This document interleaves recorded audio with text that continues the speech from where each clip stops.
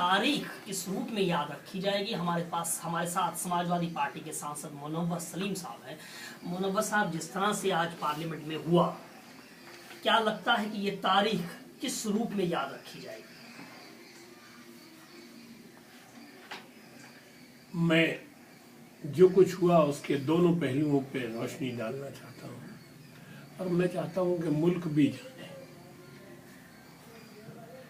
उसका एक पहलू ये है कि जो कुछ घटित हुआ और जो हादसा हुआ हैरत अंगेज है, निंदनीय है, लेकिन क्यों हुआ अगर इस पे बहस नहीं होगी तो बात अधूरी रह जाएगी।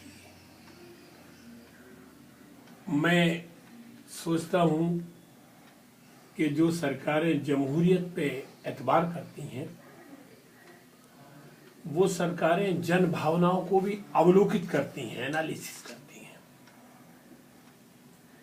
और मेरी राय आज के हादसे में निंदनीय कृत्य घटित हुआ है ये तो सभी कह रहे हैं, लेकिन मेरी राय यह है कि जो कुछ घटित हुआ है उसके पीछे की जो कहानी है उस कहानी में सरकार केंद्र की मुजरिम बनी हुई खड़ी है इस बात के लिए कि सरकार या तो जानबूझ के जन भावनाओं को नजरअंदाज कर रही है अपने पॉलिटिकल इनिशिएटिव के लिए और पॉलिटिकल फायदे के लिए, और या जन भावनाओं को महसूस नहीं कर रही है, समझ नहीं पा रही है।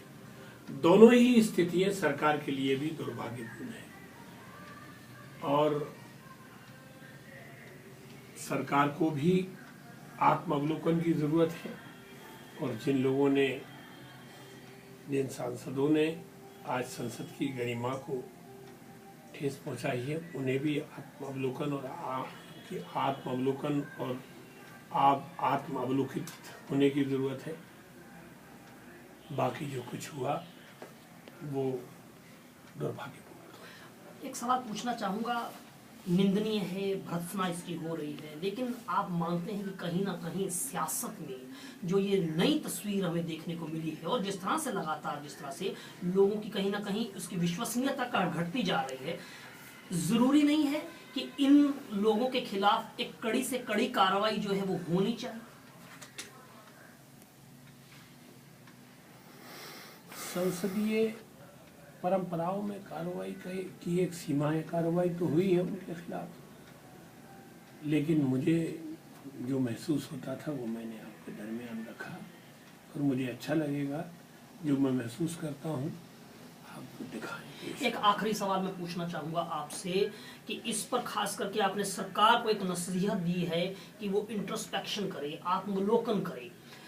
क्या सरकार जमहूरियत की आवाज को कहीं सुन नहीं रही और सियासत पर कहीं ना कहीं जो है वो लाशों पर जो है वो सियासी रोटियां सेकी जा रही हैं? आपने अपने सवाल में मेरा जवाब जोड़ दिया है। मैंने तो कहा ही है कि सरकार को आत्मावलोकन की जरूरत है, या अगर सरकार जन भावनाओं को समझने में नाकाम रही है तो ये भी सरकार की नाकामी है, और अगर सरकार जन भावनाओं को का एहसास करने के बाद उसको पॉलिटिकल फायदे और नुकसान को सामने रख के नजरअंदाज कर रही है तो भी भारतीय इतिहास के लिए ये एक सवालिया निशान है। शुक्रिया।